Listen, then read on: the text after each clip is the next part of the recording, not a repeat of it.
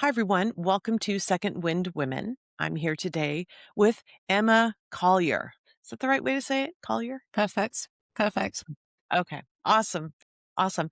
Emma Collyer is the owner and principal coach of Aspire Executive Coaching, where she helps leaders turn everyday interactions into powerful two-way conversations that spark trust, creativity, and results. Known for her down-to-earth approach and energy in the room, she transforms tough talks into growth moments that bring teams closer together. She's a certified ICF coach and emotional intelligence practitioner. She's based in Canada. Emma works with leaders all around the world, helping them communicate with clarity, lead with empathy, and enjoying the ride along the way. Welcome, Emma. Thank you for having me. It's great to be here. Yeah, it's great to have you here. So tell us a little bit how you started out your career and what your transition point was and kind of how you ended up doing the executive coaching that you're doing now. Yeah.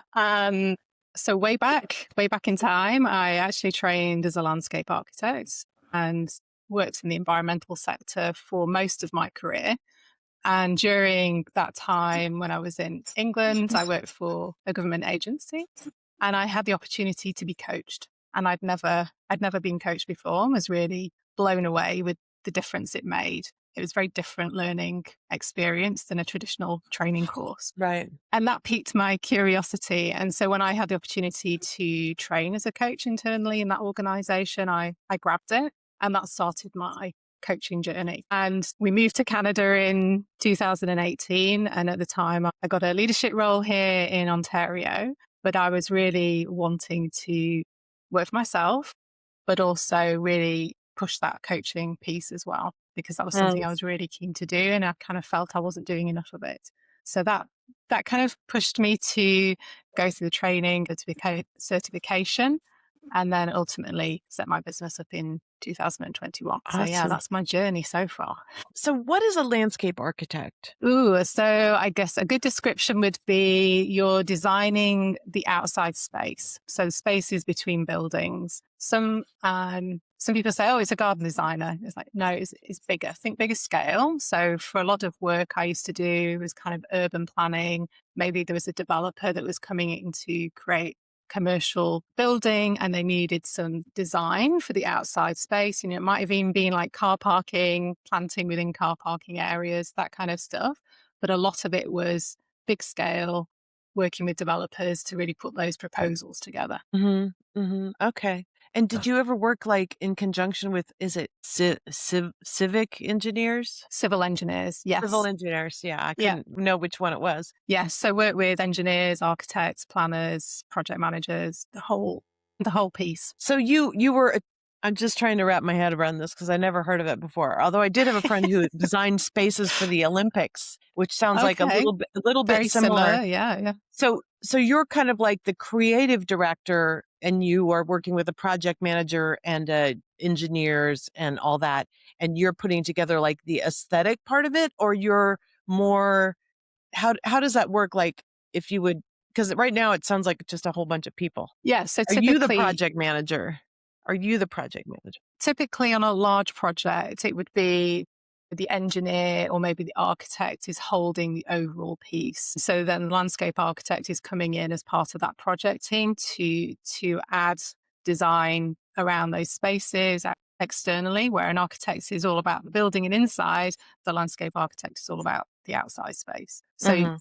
but typically because the bigger piece is the building or the engineering piece, they would often lead those big projects. And as a landscape architect, you're collaborating with them and coming up with proposals as well as kind of planning proposals and submissions and all that fun stuff. How did you even find out about that? Oh my goodness. I think at the age of, I guess, teen 18, I was trying to figure out what I wanted to do with my life at that point. And I really enjoyed art and I really enjoyed geography. And I was like, how do I combine these things together? And I think my mother had actually spoken to, well, it was my grandmother, and she was like, oh, there's a lady down our road and her daughter's doing landscape architecture. Well, that sounds interesting. What is that? And so did a bit of research, ended up applying and ended up going down that route and doing a degree.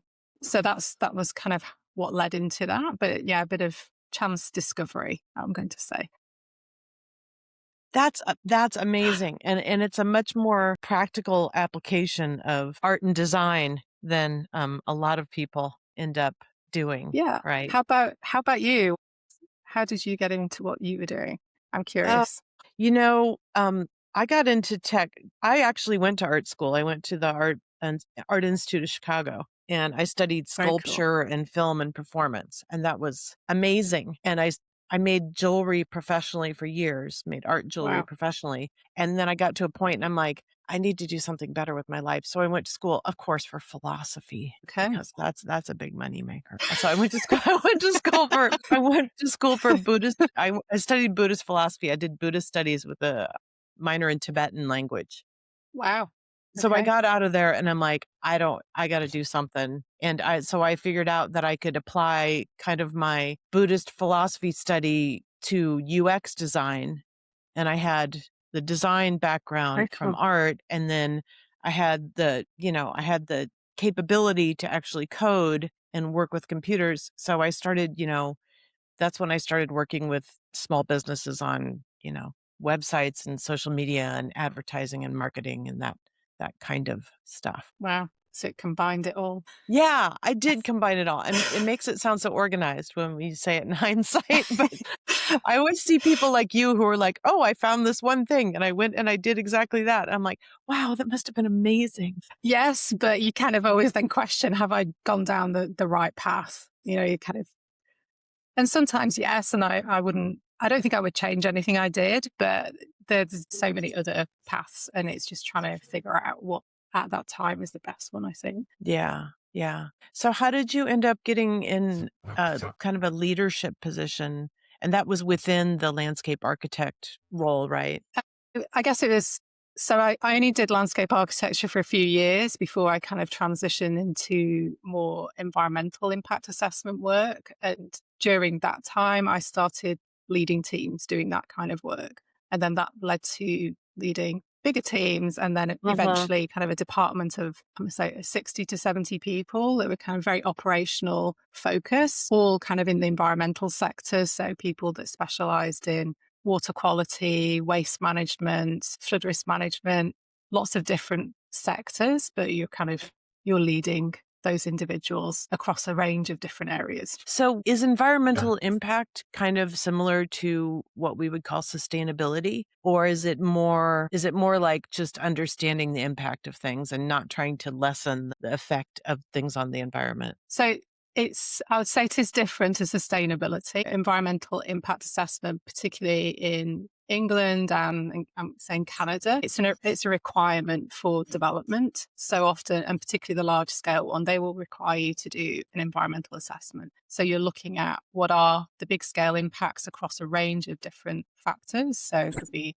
noise, air pollution, it could be water quality. You're looking at a range of things and saying, what is the likely impact? How are we going to mitigate for those impacts? And do we need to compensate for any damage or loss to protected areas or the environment? So you're looking at species, ecology, that kind of thing as well. Mhm. So it's a discipline in its own right. And there's people that's all they do. You're kind of producing reports, pulling information together. There's quite a lot So to it.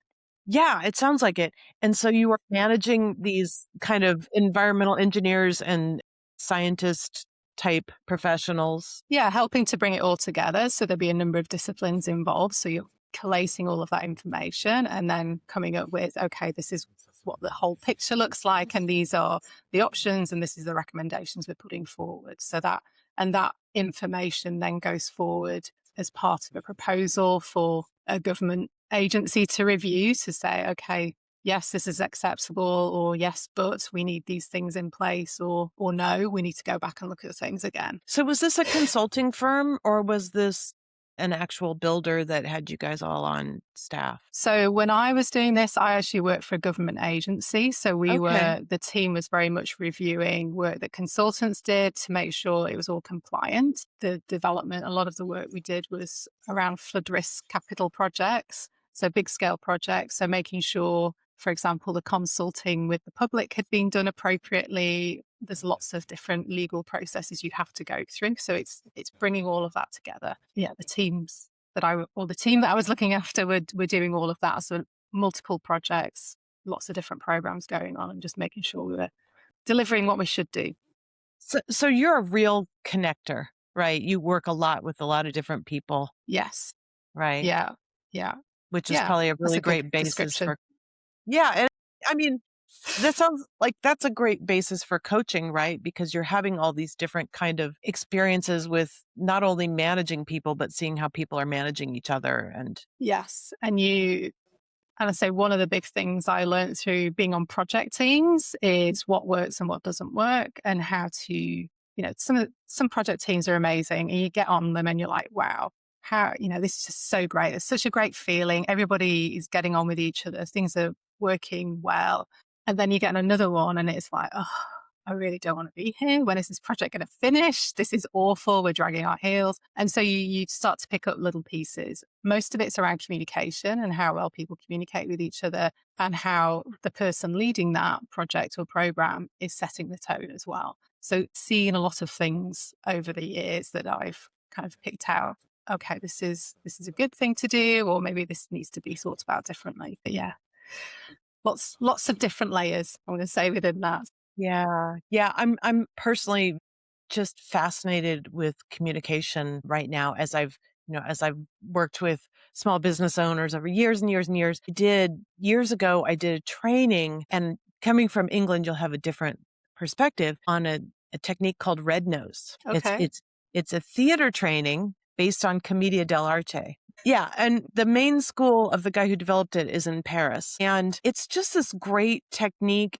It's a theater technique where you basically kind of understand how people view you, like have a more empathetic communication with other people. And it's really like, in general, it's used in theater to develop ensembles, right? Because in ensembles, you Okay. really need that trust, right? There's a lot I mean, you're not going to lose your job, but there's a lot at stake, and you need to trust your Mm. team members, and you need to communicate instantaneously with people. So there's a great like building that happens during the process for this. And so I've really been looking into using that in corporate teams because, like you're saying, communication is so important. And if you're managing a project and people can't communicate, if they're reading intent incorrectly, if they're getting competitive with people within the team instead of building on each other, I mean, it can really mess things up. Yeah, I love that. The ensemble, just, yeah.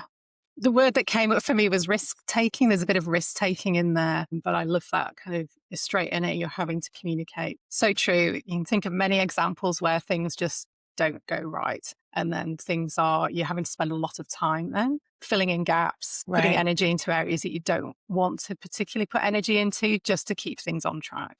So yeah, I love that description. Red Yeah. nose, red nose. Yeah. People in the United States don't really know about red nose and what that is, but that's fine. That's fine.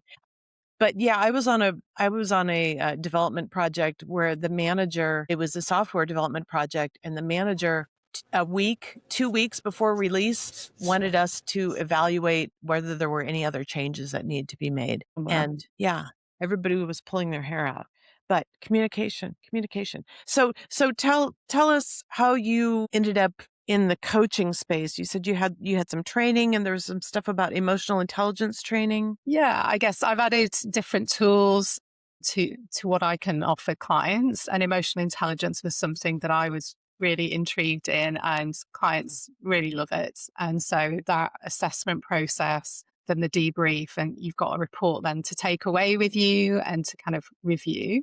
I found that report in particular is highly accurate. The clients are like, wow, it's describing me. This is amazing. And so that is something I really enjoy working with clients on, and then figuring out, where do you want to focus your energy then? So these are your strengths. These are some potential development areas. What is jumping out? It's not for me to dictate that. And clients generally have okay, I really want to focus on this spot, this one here. This is really intriguing for me. I want to work on that. So I think it's an eye-opening process. Yeah. Yeah, it sounds like it. So when did you decide to become your own woman? Yeah, so I guess like a lot of people through COVID, I was reevaluating what I wanted to do with my life, Mhm. and so that kind of set a number of things in motion. I was like, okay, I'm going to set my business up. I was still employed at the time. It's something I've always wanted to do. I dabbled a little bit years ago when I was a landscape architect. I worked for myself for some 18 months just doing some consulting work. So I knew I could, the logistics of setting up a business didn't scare me because I knew I've done that bit before. Right. But it was more than the business development side. It's like, well, how do I get clients? How do I find clients? Nobody knows me in Canada. I am this person. I have all my network in England, which is completely unhelpful here. And Mhm. so that piece was the big challenge initially, was kind of how to do that and what to go through. And yeah, I found a program that worked for me. It was literally for coaches setting up businesses, and there's a bit of mentoring training in there. And so I took that investment, and that helped me then have kind of that courage to kickstart things and how to approach different situations. Okay. We kind of glossed over the fact that you moved across an ocean. Yes, yes. That was an adventure, I'm going to say. Yeah, tell us about that. How did that happen?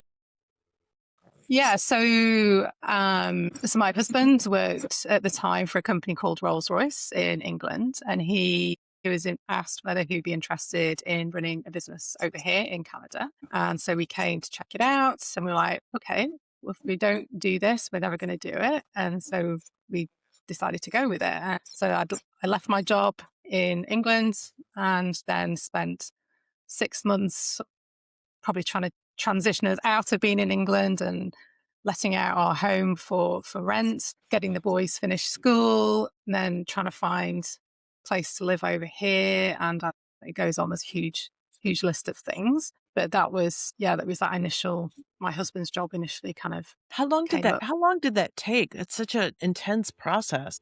Yeah, I'm trying to think back. I think in 2018, we came out to Canada in March to check out the area and say, do we want to do this or not? And we kind of quickly decided, yeah, we do. And then my husband started his job in May.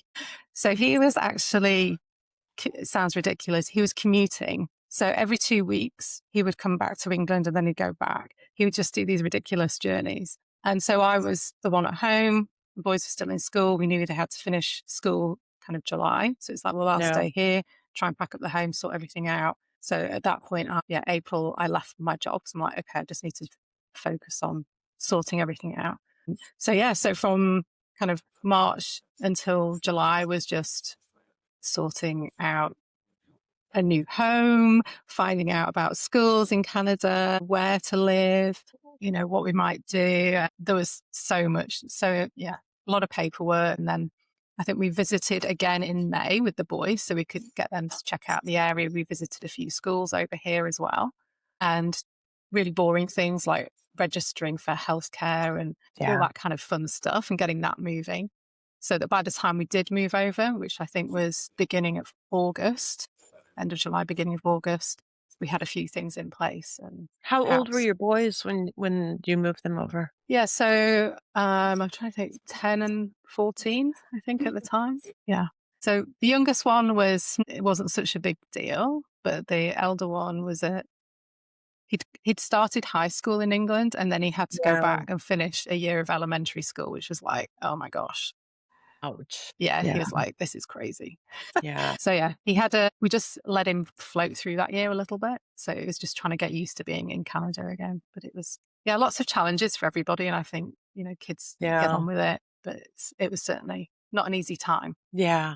Yeah. When we talked earlier, you had said something about ageism in the workplace. Can you kind of elaborate on, how you work with people around ageism? I think, well, I guess it comes up insofar as, different organizations, you'll notice there seems to be this kind of sweet spot, I guess, in terms of there's a lot of people around age 30, 40, the younger ones. But anyone, I must say, getting towards, like, I'm 51 now.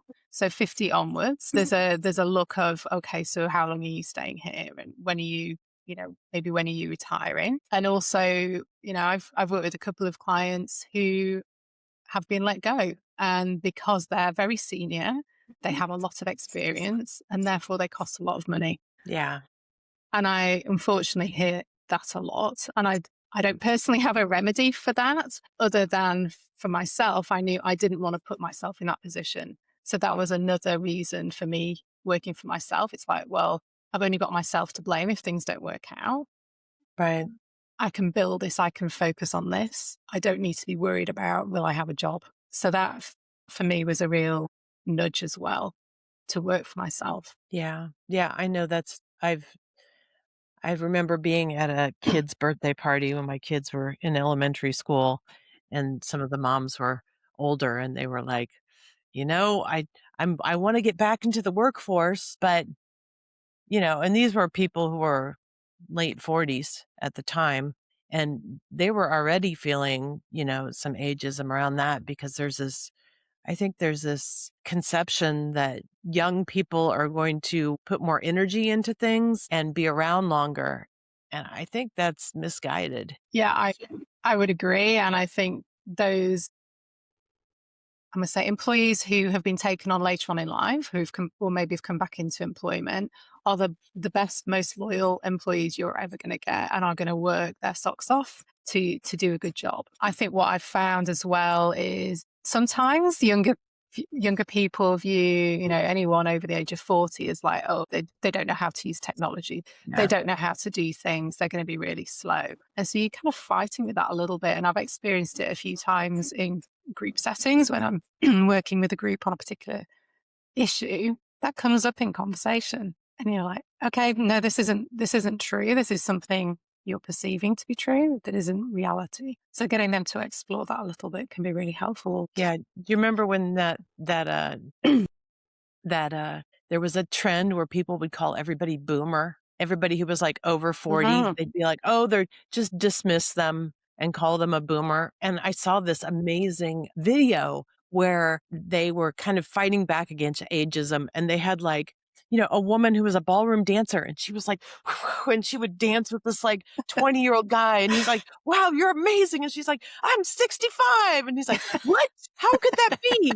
Because there's Yeah. this perception of being elderly and what elderly is, and being frail and confused and not of very much use. And I think that's part of the devaluation of elderly people in our culture. There was this amazing Japanese performance artist. She was like 20, and she Mm. would wear a white wig and go out in public. She said instantly nobody saw her. Mm. Like, nobody would look at her, nobody even talk with her. She became invisible. And I think that's something that, so many of us fear as we get older, and it's not only being devalued in the workplace, but it's just being ignored. Yeah, I do hear it a lot, and like you, I see a lot on social media, and it's like, oh, Boomer, Gen X, this is how they operate. It's like, okay, you're maybe generalizing a little bit here, and I think just wanting to take control of your own destiny a little bit comes into play with a lot of this. But I appreciate that's not for everybody as well. So it's how do you accommodate for everybody then in the work setting when you've got a range of 20 somethings to people in their 60s? It's what does that look like? And are you Right. supporting people in the right way and getting the most from them? Right. So when you're working with clients who are managing teams like that, how do you guide them to kind of see the uniqueness, the unique contributions of each member of their team? Yeah, I often work with groups. So I'll get groups and maybe in pairs, have a conversation together, but really try and get them to draw out of each other. What are their unique strengths? What experiences do they have? How would they approach, particularly around communication? That's a lot of the area I focus on. So often the more experienced members of the group will say, well, hey, this is how I would approach this conversation. And they have some great insights. And so then the maybe the younger members are like, oh, wow, okay, I'd never thought about it that way. I would say generally, not always. There are some older generation who maybe have a very, I would say, blunt approach to communication, which also Yeah. um, does not land well. So there's a bit of learning from both sides and sharing, you know, best practices, if you like. And that's more in your group programs? Yeah, I do. I've been continue to do a lot of training around giving and receiving feedback, having those difficult conversations. And a lot of that work is maybe there's a cohort of 8 to 10 people and I split them into smaller groups. So they'll often be in pairs and threes and fours, and then kind of learning from each other as well as learning a little bit from me in terms of different approaches. So that's Yeah. how I like to work. Yeah. Yeah. Feedback. Feedback is hard. I have to say, one of the things that I miss the most about art school is feedback. They called it a critique, which is not, Yes. like, and people had a really hard time with it, but I felt like it was amazing because it gives you the opportunity to step back from, I mean, in the case of art school, right? You're stepping back from your work and you're kind of seeing it from different people's perspective. But in any situation where you're asking for feedback, you have to have that ability to like pull your personal offense out of it. And that's such a skill. Yeah. And it's such a skill you need to like keep on. You don't just like learn it once and then you've got it. Right. Yeah. So I'm curious then what your approach was to kind of, receiving that critique. It's very much like I try to, when I'm in a position like that, whether it's, in a art critique situation or in a team feedback situation, it's so much harder in a team feedback situation. But to just kind of like put yourself in the observing spot instead of the being observed spot. Yeah. And it's just a little reframe. It's like I recently gave a speech and somebody said, "Well, how do you prepare for giving a speech in front of so many people?" And I said, "I don't think about giving a speech in front of a bunch of people. Think about having an experience together with these people Love that. because that way you're less defensive, that way you're less nervous." And I think the same thing works with feedback, right? If you see yourself as part of a group, part of a team, and you're trying to improve, and yeah, but again, removing yourself from your labors is so much harder than removing yourself from your investment in an object that you've made. So true. I love that reframe. That's something I talk about is that stepping away, looking at yourself, becoming an observer in the future. Will this moment be important? Probably not. So let's not, make it into a big thing that it really isn't. That observer piece is key. So yeah, I I love the appreciate time that. travel. That's great. No, seriously, that's a great way to depersonalize your emotional investment. I would say that often works for people because they're like, oh yeah, probably not. Trying to get them to think, so what happened 10 years ago when you had a feedback conversation? Can you remember that conversation? Right. No. So you're unlikely to remember this one 5, 10 years down the line. So it's not that big thing. Yeah. De de-stressing, taking the intensity out of things, I think can help you think so much more clearly. Yes, absolutely. Yeah. Yeah. So how do you work with people now? How do people find you? And how do you work with them in general? Yeah. So right now, the best way to find me is on my website. So that is aspireexecutivecoaching.com. And typically, I have a call with people first, whether it's individual or with an organization, to work out, what people are looking for and if there's a fit. And if it's an organization, I usually put a proposal together and work with the client on that to ensure they're getting the outcomes they're looking for. With an individual, it's very much what is the goal you're looking for from this, Right. program, and then it is coming up with a suitable program for them.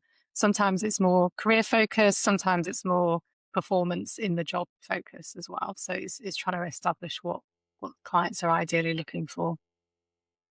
And Yeah. how do you quantify the results that people get with, after going through your program or with working with you long term? Yeah, I think the career coaching piece is easier because often they're coming with I want to get promoted, I want a new job, I want this, this, and this. So the return on investment is they've, within 3 to 6 months, they've secured a new position, they've got a promotion, they're very happy Yeah. with it. The less easy one to quantify is if people are just looking for personal effectiveness, improvements, they're then coming back and saying, oh, I have more clarity on this, I feel more confident with this, I was able to deal with these difficult situations more effectively. They're getting feedback from their manager that things have significantly changed or improved or enhanced. So that Mhm. is really the kind of qualitative feedback, I think, from that piece as well. Organizations often do surveys before I enter the space. So they may have a survey that says this, and then may then resurvey after the training or the development that we do together to see, okay, what is the difference? Has this been worth it? The answer is usually yes. So I think that is a really great way of doing it as well. I'm And curious about you. So you asked me about this. How do you work with people? I mean, like I said, I'm kind of in a space right now where I mean, I don't know if it's because of ageism or because I'm just, I've been working doing digital marketing and websites for ages and ages, and I do want to get into a more human space, which is why I'm focusing more on the team building and the red nose stuff. So yeah, I'm literally in a transition right now. I still have, many, many, many clients that I'm doing the same stuff for, but moving into working more with teams, using these techniques and seriously, like, bringing back fun. People aren't having, Yes. you know, it's, we're in such an age of such intensity. I mean, you talk about stress and intensity and quantifying, like, we're in such a age where your boss can measure your keystrokes and how fast you're typing as a measure of how efficient you are being, which is not actually a measure of how efficient you're being. But really, I think everyone is so uptight and tense, and people are not enjoying, they're not enjoying being in a team with other people. They're not enjoying being human. I think Mm. there's a lot of, I feel like there's going to be a little bit of a backlash to how tied we are into all these technological platforms. And, you got to work with people, and you might as well enjoy it. And the more you enjoy it, the more effective you are and the happier you are. So to me, that's a no-brainer. I love that. And I absolutely agree. I think there is so much technology, it's overwhelming. And people almost just like, "Ugh, there's too much now." And so any chance to interact with a person, they kind of jump out. I'm seeing a lot of different communities popping up depending on people's hobbies and interests. And I see that's where people want to be there. They want to be interacting with people who have similar likes to them, or maybe focused on a Right. particular development area that they're interested in. And just those kind of touch points, because I must say, particularly in the leadership space, it's lonely enough anyway. And then you Yeah. add in kind of the virtual working, add all the technology, you're suddenly kind of in this very small space on your own. And so there's a real need for kind of reaching out and reconnecting in person to see Yeah. somebody and have a conversation. And camaraderie is like such an important thing in teams. And I think Yes. so oftentimes we get into a space where we think camaraderie means complaining. Okay. You know? You know what I mean? Yes. Yes. Yeah. So yeah, I'm like I said, I'm really focused on moving towards a more human element because I have been, I was just saying earlier that I've been, neck deep in a server for the last couple Mm, of days working on some stuff, which is great and fun and awesome, but not satisfying, and not, you talk about developing your expertise not only as a leader but as a communicator. You can't do that without people. no. Yeah. Yeah, cool. Interesting times. Yeah, for sure. So how can people find you, Emma? So my website, aspireexecutivecoaching.com, is where people can find me. I also have some free resources around feedback. So if you go to needmoretrust.com, you'll find a video and worksheet and a cheat sheet as well. So kind of help with those conversations around feedback that often feel very challenging. That is an amazing domain name, by the way. Thank you. I always notice those. Well, cool. Thanks so much for talking with me today, and it was a joy talking to you, Emma. Well, thank you for having me. It's been a pleasure being here today. Appreciated the conversation. Thanks for watching today. I'm glad you watched the whole thing. If you could do us a favor, it would help so much if you hit subscribe. It helps give us just a little boost to keep this podcast going. Thank you.